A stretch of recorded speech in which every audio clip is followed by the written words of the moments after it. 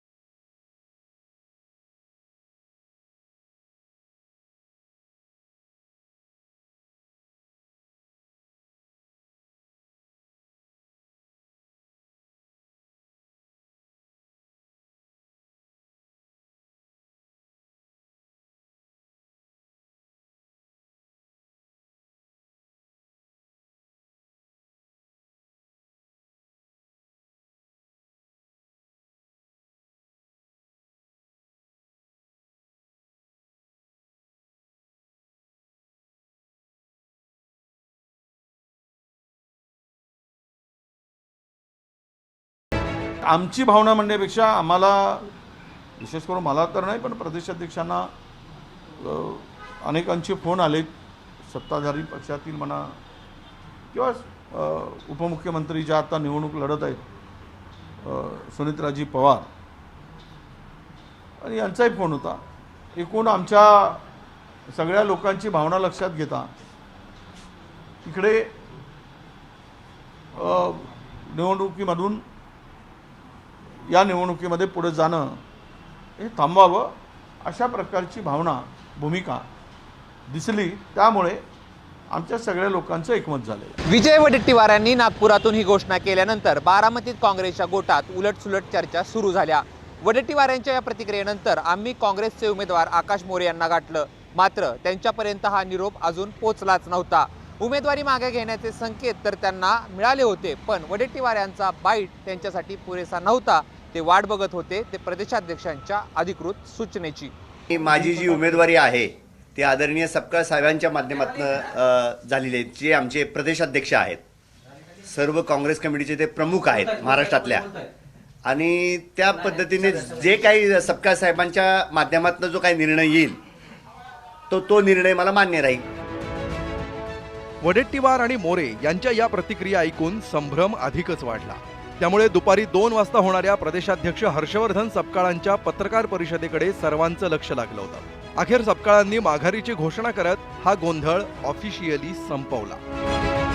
या निवडणुकीमध्ये आम्ही आमचा उमेदवार जो आहे तो तिथे बारामतीमध्ये उभा राहणार नाही, करिता आम्ही आमच्या उमेदवाराची माघार जी आहे ती घेत आहोत।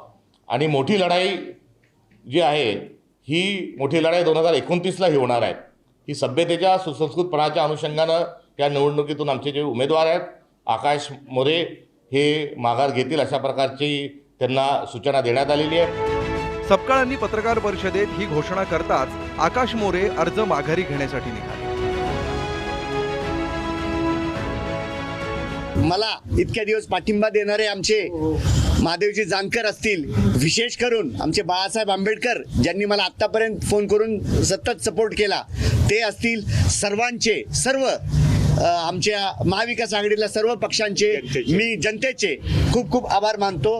आणि नाही म्हणलं तरी कार्यकर्ता ज्यावेळेस युद्धावर जात असताना त्याला थांबायला लावलं तर जड अंतकरणाने मी माझा विड्रॉ देण्यास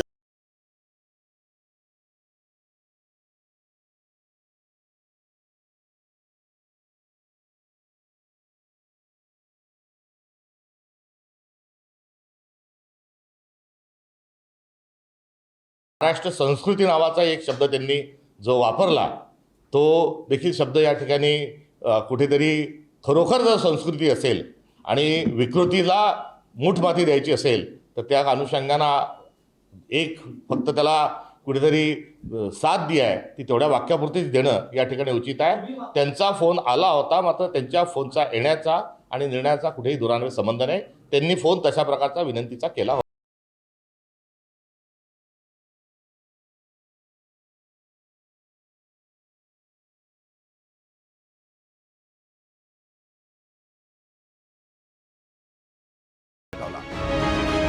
भारतीय जनता पक्षासारख्या विषारी आणि विखारी विचारासोबत त्यांनी कुठल्याच परिस्थितीत राहायला नको हवं, त्यांनी त्याच्यासोबत जाता कामा नये.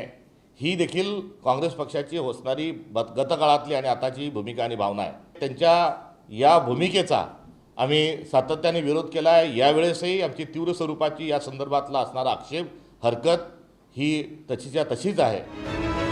शिवाय या निवडणुकीत आपण कोणालाही पाठिंबा देणार नसल्याचंही त्यांनी स्पष्ट केलं. 2029ला बारामतीमध्ये काँग्रेसचा आमदार झालेला दिसेल हे या निमित्ताने आम्ही आपल्याला सांगतो. आणि सोबतीला या निवडणुकीमध्ये आमचा उमेदवार हा माघार घेत आहे, मात्र या निवडणुकीमध्ये आमचा कुठलाही सहभाग राहणार नाही.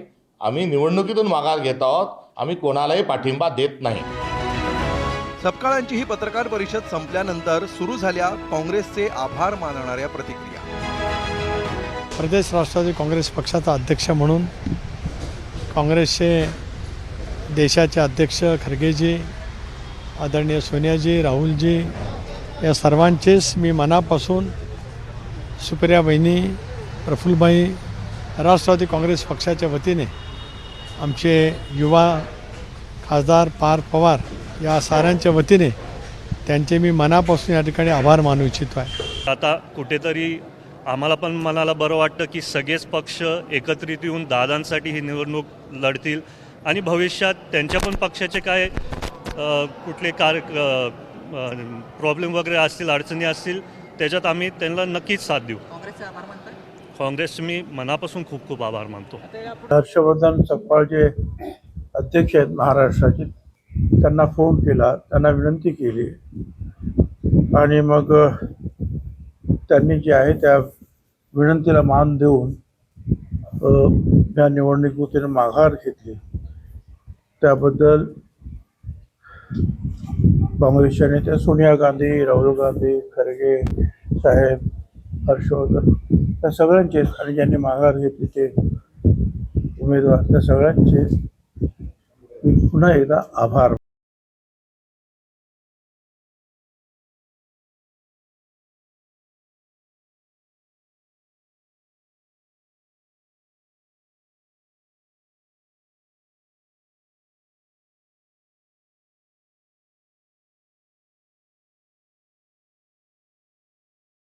असं आहे, कोणाला त्यांची शिष्टाईक आम्ही आली असं काय श्रेय घ्यायचं असेल तर घेऊ द्या. आम्हाला कोणाला श्रेय द्यायला काय कमीपणा वाटण्याचं काय कारण नाही.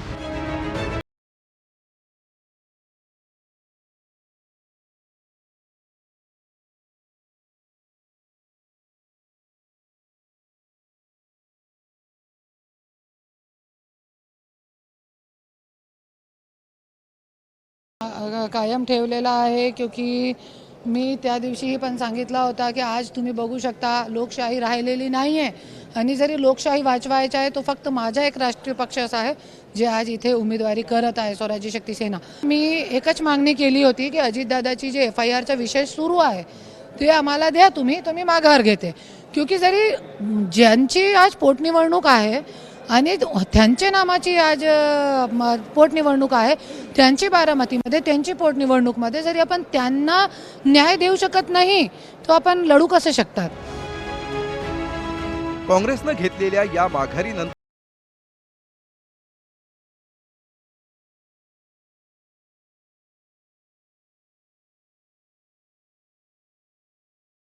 राष्ट्रीय पक्ष असणाऱ्या काँग्रेसनं माघार घेतल्यामुळं राष्ट्रवादीसह महायुतीला दिलासा मिळालाय. तर भावनिक आधारावर सुनेत्रा पवारांना साथ द्यायची की मित्रपक्ष काँग्रेसच्या पाठीशी उभं राहायचं या पेचातून ठाकरेंच्या शिवसेनेलाही दिलासा मिळालाय. बारामतीचा निकाल आता ही केवळ औपचारिकता असणार आहे, पण निकालापेक्षाही अर्ज माघारीचा दिवस जास्त उत्कंठापूर्ण असू शकतो हे बारामतीच्या पोटनिवडणुकीनं दाखवून दिलंय, एवढं मात्र नक्की. कॅमेरा पर्सन विजय राऊतसह जयदीप भगत, एबीपी माझा, बारामती. एबीपी माझा, उघडा डोळे बघा नीट.